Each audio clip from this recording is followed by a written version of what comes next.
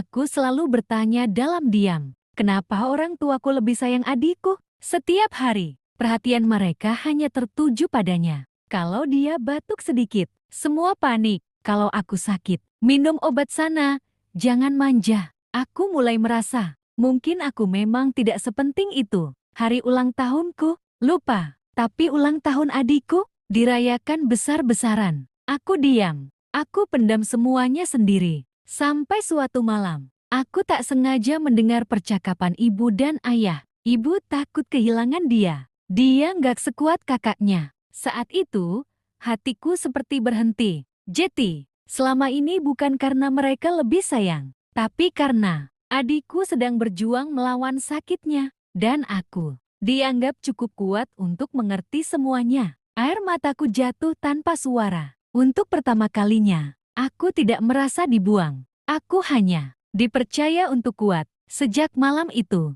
aku mulai melihat semuanya dengan cara yang berbeda. Aku perhatikan adikku. Senyumnya memang ada, tapi matanya selalu menyimpan rasa sakit. Dia sering terbangun di malam hari, menahan sakit tanpa suara. Dan orang tuaku ternyata juga sering menangis diam-diam. Saat mereka pikir aku sudah tidur, aku merasa bersalah. Selama ini aku iri, padahal mereka sedang berjuang, bukan memilih siapa yang lebih disayang. Hari itu, untuk pertama kalinya aku mendekati adikku. Aku genggam tangannya. Dia kaget, lalu tersenyum kecil. "Kakak, jangan tinggalin aku ya." Kalimat itu menghancurkan hatiku seketika. Aku yang selama ini merasa sendirian, ternyata dia juga takut kehilangan. Sejak saat itu, aku berhenti membandingkan. Aku mulai menemani dia berobat, menunggu di sampingnya, dan diam-diam berdoa. Kalau bisa, pindahkan sakitnya ke aku saja.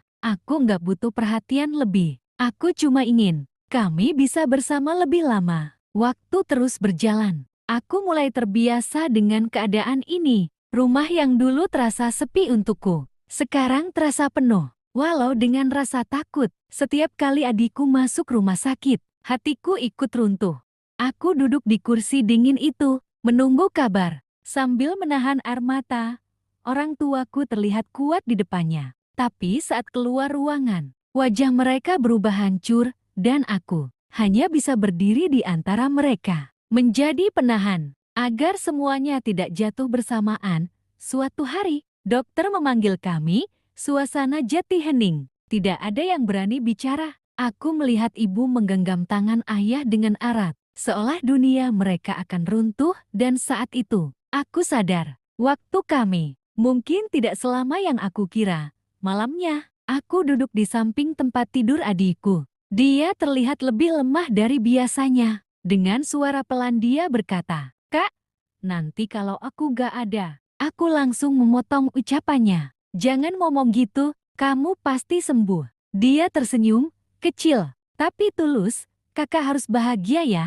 Air mataku jatuh tanpa bisa aku tahan lagi. Aku genggam tangannya lebih erat, dan dalam hati aku berteriak, "Jangan pergi, aku belum siap." Pagi itu datang, dengan suasana yang berbeda. Rumah sakit terasa lebih sunyi dari biasanya. Aku masih menggenggam tangan adikku, dingin, tapi aku tidak mau melepaskannya. Orang tuaku berdiri di samping, dengan wajah yang tak pernah aku lihat sebelumnya. Kosong dan hancur. Tiba-tiba, suara alat itu berbunyi panjang. Aku panik. "Dok, tolong, tolong." Tapi semuanya terlambat. Duniaku berhenti saat itu juga.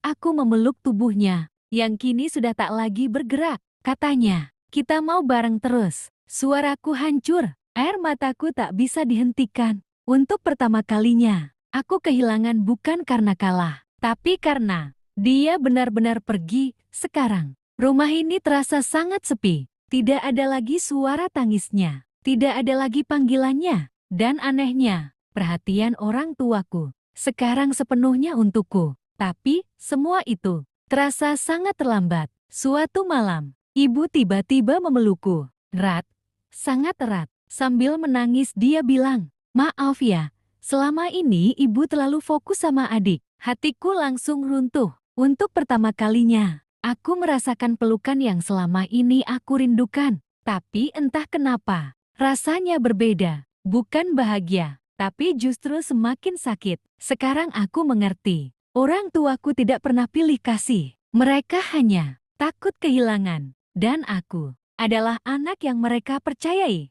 untuk tetap bertahan.